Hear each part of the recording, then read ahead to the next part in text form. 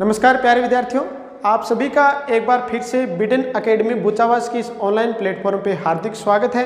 और बच्चों अपने बात करेंगे क्लास 10वीं साइंस की, और इसमें बच्चों अपना चैप्टर फर्स्ट है रासायनिक अभिक्रिया एवं समीकरण। पिछला जो अपना वीडियो था या पिछली जो अपनी बच्चों क्लास थी, उस क्लास के अंदर हमने पढ़ा था रासायनिक समीकरण क्या होता है, परिवर्तन से स्टार्ट किया था। परिवर्तन क्या है, परिवर्तन कितने प्रकार के होते हैं, और रासायनिक समीकरण क्या है, और रासायनिक अभिक्रिया क्या है। अब रासायनिक अभिक्रियाएं अपने जो सिलेबस में मेन तो अपना ये जो चैप्टर है वो रासायनिक अभिक्रियाओं पे आधारित है। ये रासायनिक अभिक्रिया कितने प्रकार की होती हैं, लेकिन उससे पहले बच्चों एक हिट एंड ट्रायल विधि आएगी अपने पास।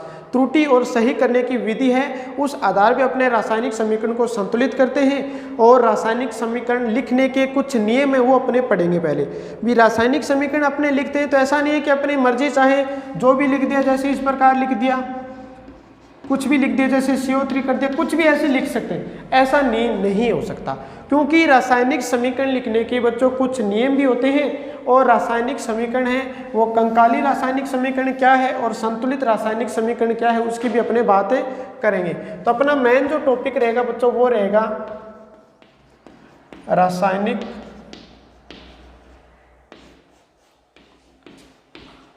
समीकरण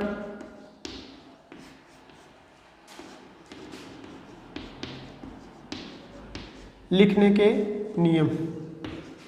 ये अपने रासायनिक समीकरण लिखेंगे तो कुछ नियम हैं वो अपने को ध्यान रखने होते हैं। वो कौन कौन से नियम है उसकी अपने बातें करेंगे। सबसे पहले बच्चों ध्यान रखना चाहिए कि अभिकारक और उत्पाद, देखो अपने दो शब्द आए पहले, अभिकारक और उत्पाद। इनको देख लेते हैं पहले, अभिकारक क्या है और उत्पाद क्या है।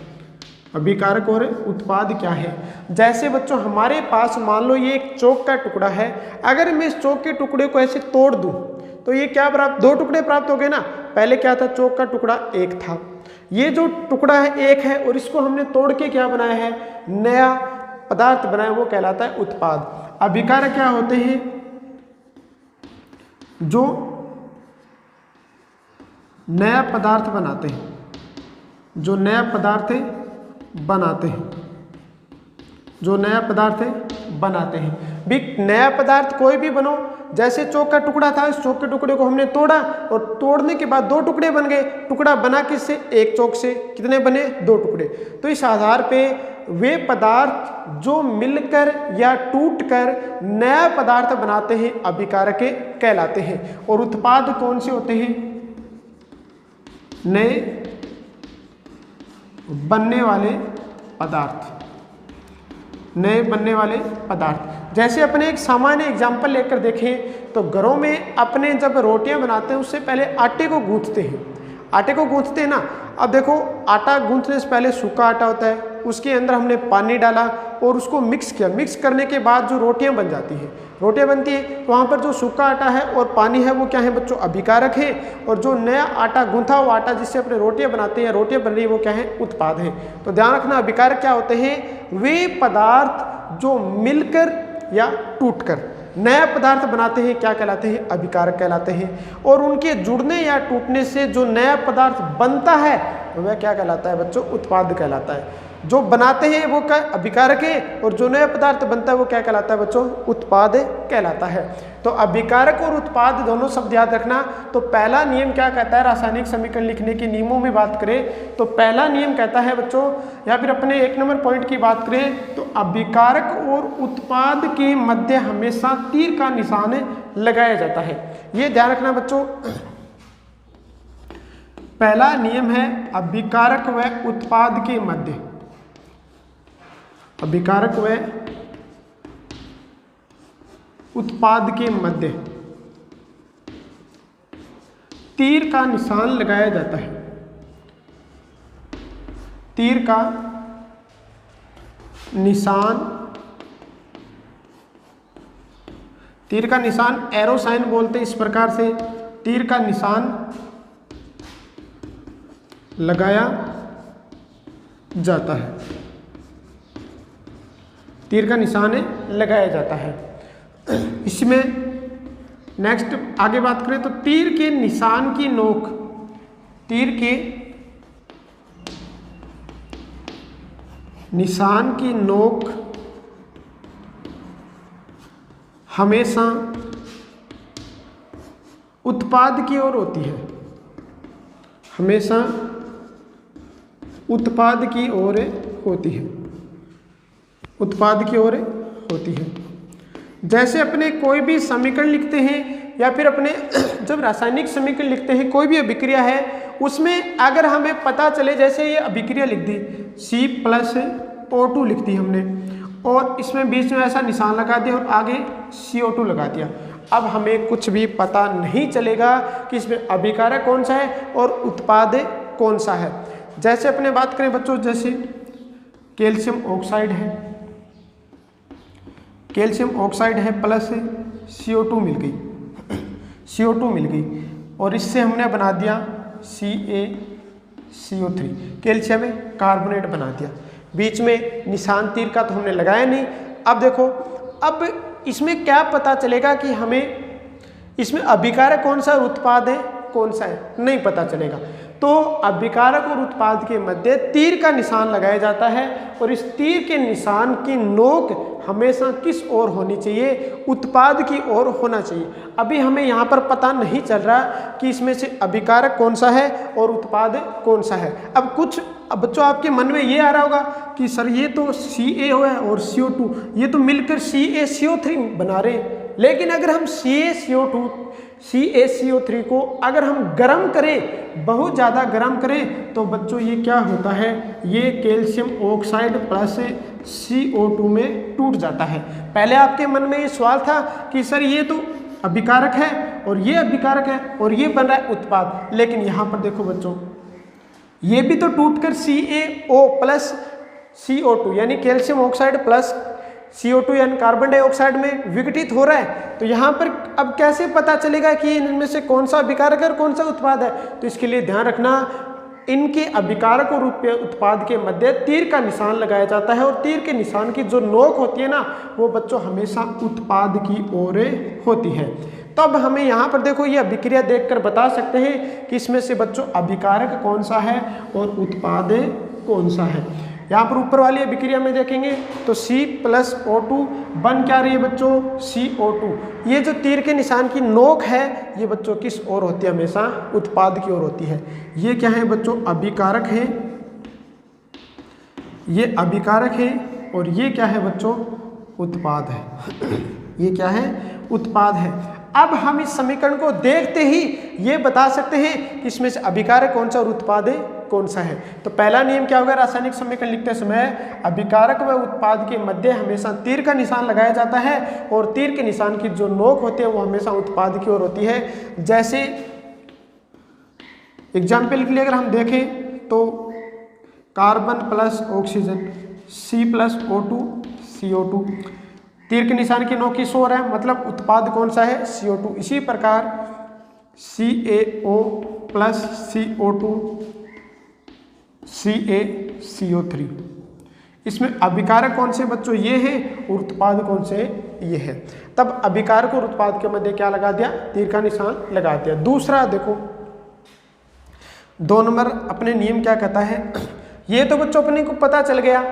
अब देखो यदि अभिकारक एक से अधिक हो या उत्पाद एक से अधिक हो तब बच्चों उनके मध्य क्या लगाया जाता है, उनके मध्य प्लस का निशान लगाया जाता है। तो अपने दूसरा नियम क्या कहता है, दूसरा नियम कहता है बच्चों यदि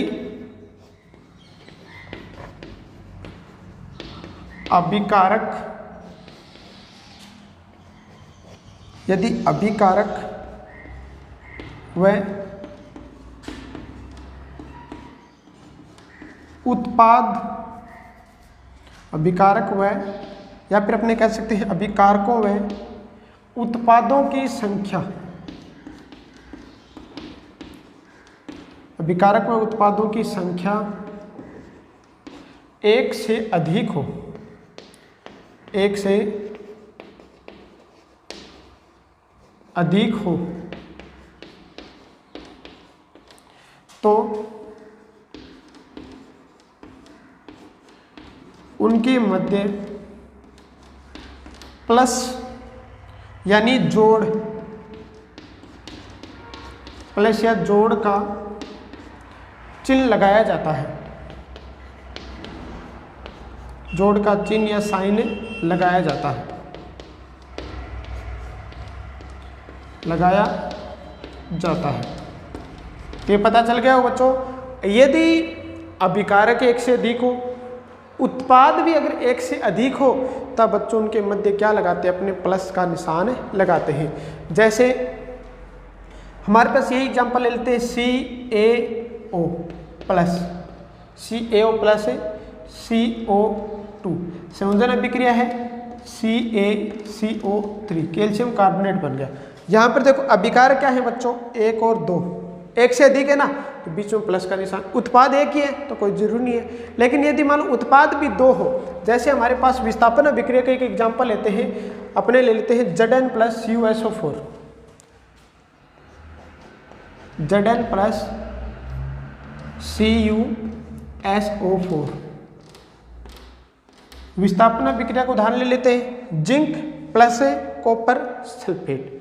अब देखो जिंक प्लस कॉपर सल्फेट, या फिर अपने बच्चों यहाँ पर H2SO4 ले लेते हैं, अपने यहाँ पर H2SO4 ले लेते हैं, सल्फ्यूरिक अम्ल है, H2SO4 सल्फ्यूरिक अम्ल ले लिया। अब जब भी किसी धातु की अभिक्रिया अम्ल के साथ करवाई जाती है, तब बच्चों हाइड्रोजन गैस निकलती है। यहाँ पर अभिकारक कौन से हैं, जिंक है और क्या है बच्चों, H2SO4 यानी सल्फ्यूरिक अम्ल है। अब इनके मध्य जब अभिक्रिया करवाएंगे तो क्या बनेगा बच्चों, ये जिंक सल्फेट बनेगा, ZnSO4 बनेगा, प्लस हाइड्रोजन गैस निकलेगी, हाइड्रोजन गैस निकलेगी। ये जो तीर का निशान ऊपर की ओर लगाते हैं ना, ये इंडिकेट करता है बच्चों, ये इंडिकेट किसको करता है, ये इंडिकेट करता है गैस के उत्सर्जन को। ये जो बाद में निशान लगता है तीर का, ये तीर का निशान बच्चों इंडिकेट करता है किसको, उस अपने गैस के मुक्त होने को या गैस के निष्कासन को। हमने रासायनिक गुणधर्म में पढ़ा था कि रासायनिक जो परिवर्तन, उसके गुणधर्म में पढ़ा था कि रासायनिक परिवर्तन में तापमान भी बदल जाता है, रंग भी बदल जाता है, संगठन भी बदल जाता है, गैस का निष्कासन भी होता है। तो यहाँ पर देख सकते हैं कैसी अभिक्रिया है, ये रासायनिक परिवर्तन है या रासायनिक अभिक्रिया है, और ये विस्थापन अभिक्रिया के एग्जाम्पल हमने दिया है। तो दूसरा नियम कहता है यदि अभिकारकों उत्पादों की संख्या एक से अधिक हो, तो यहाँ पर देखो बच्चों एक अभिकारक ये रहा और एक अभिकारक ये रहा, एक से अधिक है तो बीच में प्लस का निशान। उत्पाद भी बच्चों जिंक सल्फेट प्लस हाइड्रोजन 2 है, तो इनके बीच में क्या, प्लस का निशान। अब आते हैं अपने तीसरे नियम पे। 2 नियम आपको पता चल गए होंगे। अब आते हैं बच्चों अपने तीसरे नियम पे। ये तीसरा नियम क्या कहता है, यदि हम क्या करें, कोई भी ऐसी अभिक्रिया है या रासायनिक अभिक्रिया है, उस अभिक्रिया के अंदर बच्चों क्या हो रहा है, उस अभिक्रिया के अंदर यदि हमें उत्प्रेरक की आवश्यकता है, आवश्यकता किसकी है बच्चों, उत्प्रेरक की है, तो वह कहलाती, उसको अपने क्या करें, तीर के निशान के ऊपर नीचे लिख देते हैं। जैसे उत्प्रेरक शब्द आता है, उत्प्रेरक क्या है, पहले इसको थोड़ा सा देख लो, उत्प्रेरक क्या होता है। तो उत्प्रेरक की बात करें, कैटलिस्ट की बात करें, तो बच्चों वे पदार्थ जो किसी रासायनिक अभिक्रिया की दर को परिवर्तित कर दे, क्या कहलाते हैं, उत्प्रेरक कहलाते हैं। ये उत्प्रेरक बच्चों कुछ तो ऐसे होते हैं जो क्या कर देते हैं, अभिक्रिया की दर को बढ़ा देते हैं, और कुछ ऐसे होते हैं जो कम कर देते हैं, यानी परिवर्तन करेंगे। वो परिवर्तन करेंगे तो दर को बढ़ा भी देंगे और स्पीड है उसको कम भी कर देंगे। अगर दर को बढ़ाते हैं तो वो उत्प्रेरक वर्धक कहलाएंगे, और अभिक्रिया की दर को कम करते हैं तो बच्चों उत्प्रेरक विष कहलाएंगे। लेकिन है क्या बच्चों, उत्प्रेरक होते, उत्प्रेरक वे पदार्थ हैं जो किसी रासायनिक अभिक्रिया की दर को क्या कर रहे हैं, चेंज कर रहे हैं। न तो समाप्त करते हैं अभिक्रिया को और न स्टार्ट करते हैं, केवल क्या करते हैं, उसकी दर को चेंज करते हैं, यानी रिएक्शन की जो दर है उसको क्या कर देंगे, बढ़ा देंगे या कम कर देंगे, तो वो उत्प्रेरक होते हैं। तो अपना तीसरा नियम ये कहता है कि यदि कोई रासायनिक अभिक्रिया किसी उत्प्रेरक की उपस्थिति में संपन्न हो रही है, तब बच्चों अपने उसको तीर के निशान के ऊपर या नीचे लिख देते हैं। तो तीसरा अपने पास नियम क्या होता है बच्चों, तीसरा नियम है यदि कोई रासायनिक अभिक्रिया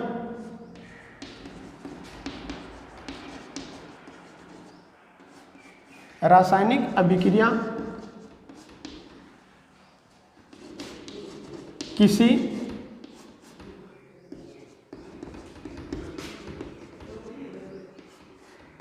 उत्प्रेरक की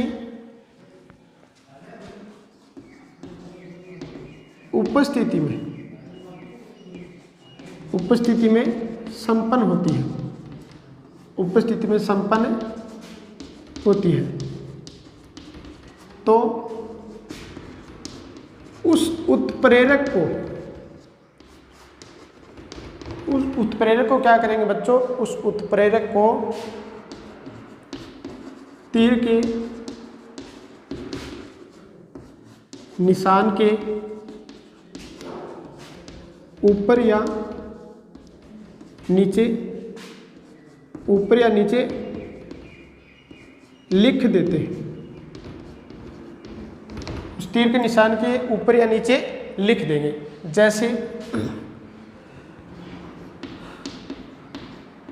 जैसे अपने बात करते हैं, एक अपने हाइड्रोजनीकरण अभिक्रिया आपने पढ़ी होगी। हाइड्रोजनीकरण अभिक्रिया या फिर बच्चों उसको कहा जाता है अपने वनस्पति घी का निर्माण। जैसे CH2 डबल बॉन्ड CH2, ये क्या है बच्चों, एथीन है या फिर इसको अपने बोलते हैं बच्चों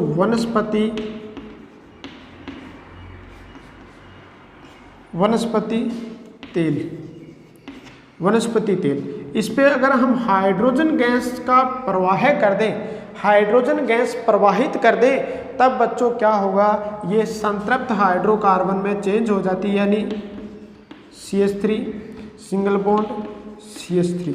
इसको अपने बोलते हैं बच्चों एथेन। ये इसको कहा जाता है अपने वनस्पति घी। ये वनस्पति तेल है, वो वनस्पति घी है। अब वनस्पति तेल से वनस्पति घी बनाने की जो क्रिया है वो बच्चों कहलाती है अपने हाइड्रोजनीकरण अभिक्रिया।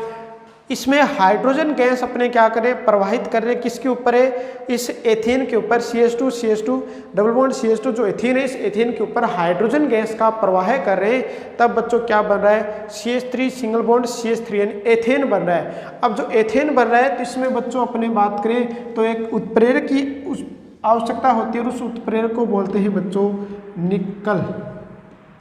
तो यहाँ पर निकल Ni से प्रदर्शित करते हैं, निकल उत्प्रेरक की आवश्यकता है। तब यहाँ पर देखो बच्चों, ये जो उत्प्रेरक हो गया, उत्प्रेरक क्या करे, अभिक्रिया की दर को परिवर्तित कर रहा है। जब भी हमारे पास उत्प्रेरक आ जाता है तब बच्चों उस उत्प्रेरक को हम क्या करते हैं, तीर के निशान के ऊपर लिख दिया या फिर तीर के निशान के नीचे लिख देते हैं। इसी प्रकार बच्चों अपने एक एग्जाम्पल और ले लेते हैं। जैसे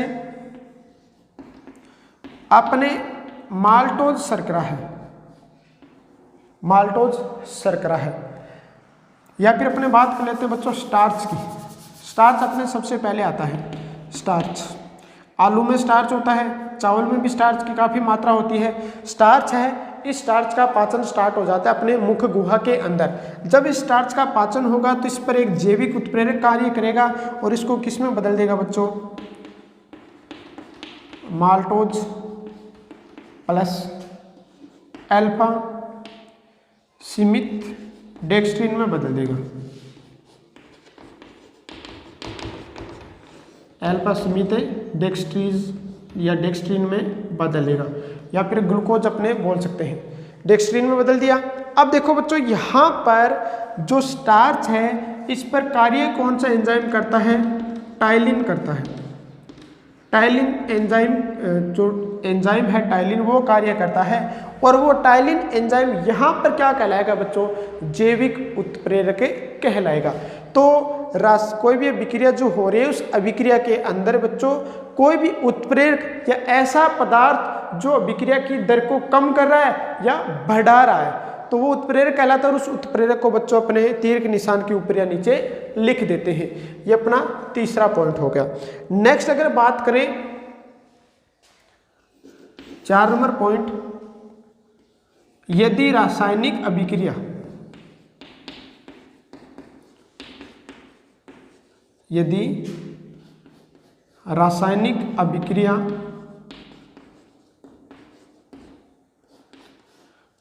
उत्क्रमणीय प्रकार की है,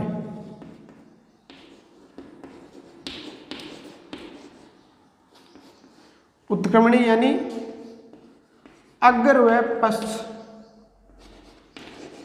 अगर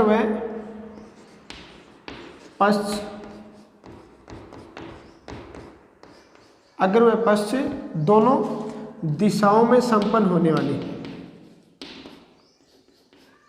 दोनों दिशाओं में संपन्न होने वाली भी उत्क्रमणीय अभिक्रिया का मतलब होता है वह अभिक्रिया जो अग्र दिशा में भी हो और पश्च दिशा में भी हो, यानी अभिकारक से उत्पाद बन जाए और उत्पाद से पुनः अभिकारक बन जाए, वह अभिक्रिया उत्क्रमणीय अभिक्रिया होती है।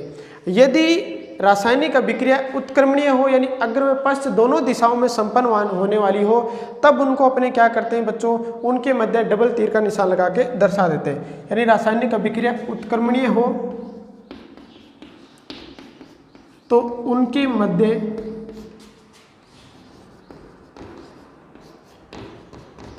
दोहरा तीर का निशान, दोहरा तीर का निशान इस प्रकार से, दोहरा तीर का निशान लगाते हैं। तो ये ध्यान रखना बच्चों, यदि रासायनिक अभिक्रिया उत्क्रमणीय हो तो अब तीर का निशान किसके मध्य लगाएंगे, अभिकारक और उत्पाद के मध्य लगाएंगे। ये ध्यान रखना कि कोई भी अभिक्रिया हो उसके मध्य अभिकारक और उत्पाद के मध्य ही तीर का निशान लगता है। तो यदि रासायनिक अभिक्रिया उत्क्रमणीय प्रकार की, उत्क्रमणीय प्रकार का मतलब होता है कि वह दोनों दिशाओं में यानी अभिकारक से उत्पाद प्राप्त हो जाए, उत्पाद से अभिकारक प्राप्त हो जाए, वह कहलाती है उत्क्रमणीय अभिक्रिया। तो ऐसे अभिक्रिया के बीच में अपने डबल तीर का निशान लगाते हैं। ये ध्यान रखना कि तीर के निशान की नोक हमेशा किस ओर रहेगी बच्चों, उत्पाद की ओर रहेगी। जैसे 2H2 जल का अणु है, जल के दो अणु हैं, कोई पात्र लिया हमने, जैसे ये कोई पात्र है, इस पात्र के अंदर हमने क्या डाला बच्चों, जल को डाल दिया, H2O को डाल दिया, जल को डाल दिया और इसके अंदर अपने दो तारे वो डुबो देते हैं, यानी इलेक्ट्रॉन है ये प्रवाहित करते हैं। या फिर अपने बोल सकते हैं कि किसी पात्र के अंदर कोई कांच का पात्र ले लिया, उसमें जल डाल दिया और उसमें धारा प्रवाहित करते हैं। तब बच्चों ये जो H2 है वो किस में चेंज हो जाएगा, ये चेंज हो जाता है हाइड्रोजन में और प्लस से ऑक्सीजन में, यानी हाइड्रोजन और ऑक्सीजन बन जाती है, हाइड्रोजन और ऑक्सीजन बन गई। अब देखो बच्चों, जब हम विद्युत धारा प्रवाहित करना बंद कर देते हैं तब हाइड्रोजन और ऑक्सीजन मिल जाती हैं और मिलकर पुनः क्या बनाती है बच्चों, जल बना लेती है। जब इस समय हाइड्रोजन H2 ये क्या है बच्चों, अभिकारक है, इससे क्या बन रहा है, उत्पाद बन रहा है। कौन कौन से, हाइड्रोजन और ऑक्सीजन दो उत्पाद बन रहे हैं। लेकिन यदि हाइड्रोजन और ऑक्सीजन जुड़े तो क्या बनाएंगे, ये उत्पाद बनाएंगे। तो उत्पाद क्या हो गया बच्चों, इस प्रकार दूसरी अभिक्रिया जब अग्र दिशा में चल रही है तब बच्चों इसमें क्या होगा, H2O और ऑक्सीजन बनेगा और पश्चिम दिशा में चलेगी तो बच्चों कौन सी होगी, H2O बन जाएगा। यानी जब अपने उत्पाद अभिकारक से उत्पाद बन रहा है ना, उस समय इस साइड वाली दिशा अग्र होती है। यानी अगर हम बात करें अग्र दिशा की, अग्र दिशा बच्चों जब इस साइड अभिक्रिया चल रही थी वो अग्र दिशा है। अगर पश्चिम दिशा की बात करें तो पश्चिम दिशा बच्चों इस प्रकार जब चल रही है वो पश्चिम दिशा है। तो अपने यहाँ पर ध्यान रखना, जब अभिकारक से उत्पाद बनता है तो यहाँ पर तीर का निशान उत्पाद की तरफ लगा देते हैं, लेकिन जब धारा प्रवाहित करना बंद किया तो H2 और O2 मिलकर क्या बना रहे, H2O, तब तीर का निशान इस ओर लगा दिया। पहले जब विक्रिया इस और हमने करवाई तो अग्र दिशा है और फिर से विक्रिया पुनः हमें प्राप्त हुई तो वो कहलाती है पश्चिम दिशा। तो इनको जब उत्क्रमणीय विक्रिया हो तो बच्चों अपने डबल तीर का निशान लगाया जाता है, ये ध्यान रखना। उत्प्रेरक हो गया। अब एक चीज यहाँ पर ध्यान रखना बच्चों, तीर के निशान के बाईं ओर और दाईं ओर किनको लिखा जाता है। तो तीर के निशान के बाईं ओर किसको लिखा जाएगा बच्चों, बाईं ओर लिखा जाएगा हमेशा अभिकारक को और दाईं ओर लिखा जाएगा बच्चों हमेशा उत्पाद को। या अपने कह सकते हैं तीर के निशान की नोक की तरफ क्या होगा, उत्पाद होगा और पीछे की साइड क्या होगा, अभिकारक होगा। आप एक बार इसका स्क्रीनशॉट ले लीजिए, हम आगे बातें करते हैं। ठीक है बच्चों, अब देखो अपने 4 नियम हो गए, 5वें नियम की बात अपने करते हैं। अपने नेक्स्ट नियम की बात करते हैं।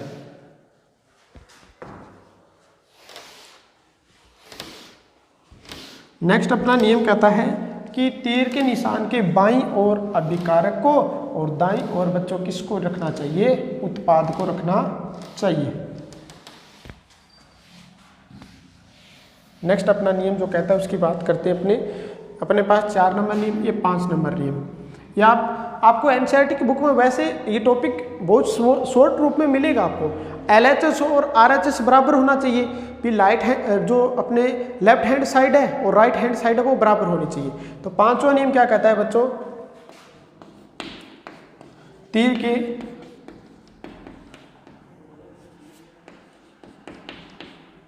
निशान के बाईं ओर अभिकारक व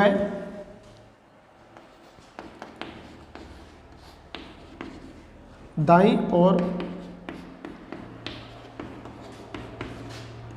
उत्पाद को लिखा जाता है।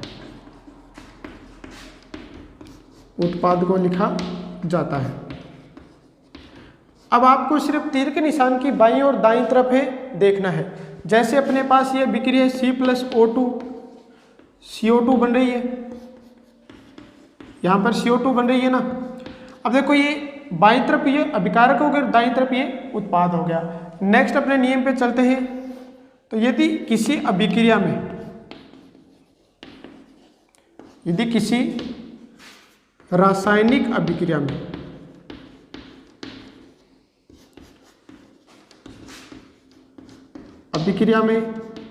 ताप, दाब, विद्युत ताप की, दाब की, विद्युत की, या फिर अपने बात करें विद्युत, इनकी अगर आवश्यकता हो कि उपस्थिति में होती है, ये अपने कैसे कहते हैं, यदि कोई रासायनिक अभिक्रिया ताप, दाब व विद्युत की उपस्थिति में होती है तब इनको तीर के निशान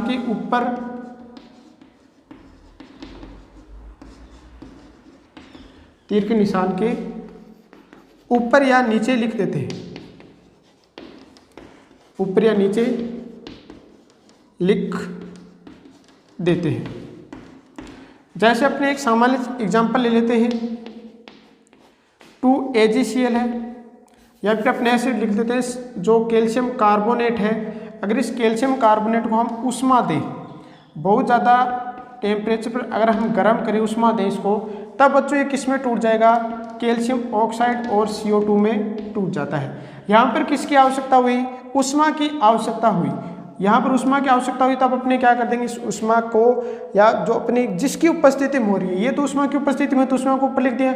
अगर दाब भी आवश्यक है तो यहाँ पर दाब का मान भी ऊपर या तीर के निशान के नीचे लिख देते हैं। या विद्युत की उपस्थिति में हो रही है तब भी बच्चों अपने क्या कर सकते हैं, इसको ऊपर या नीचे लिख सकते हैं।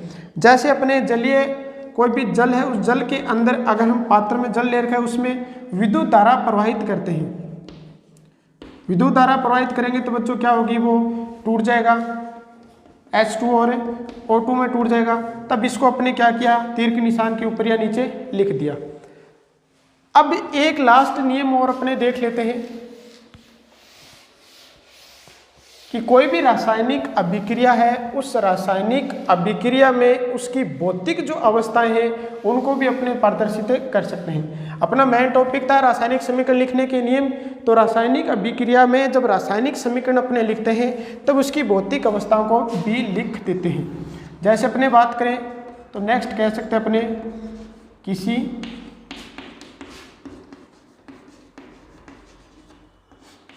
रासायनिक अभिक्रिया का समीकरण लिखते समय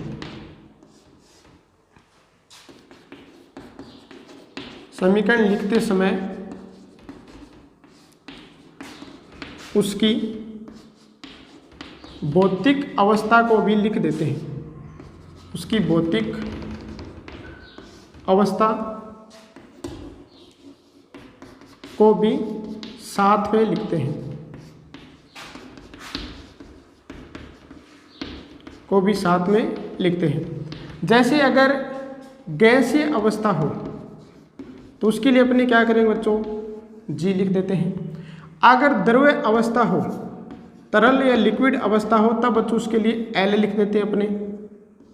अगर ठोस अवस्था हो, ठोस अवस्था हो तब बच्चों उसके लिए क्या कर लेते हैं, अपने सॉलिड कर देते हैं। अगर एक जलीय विलयन में हो तो उसके लिए ए क्यू लिखते हैं, या फिर अपने बात करें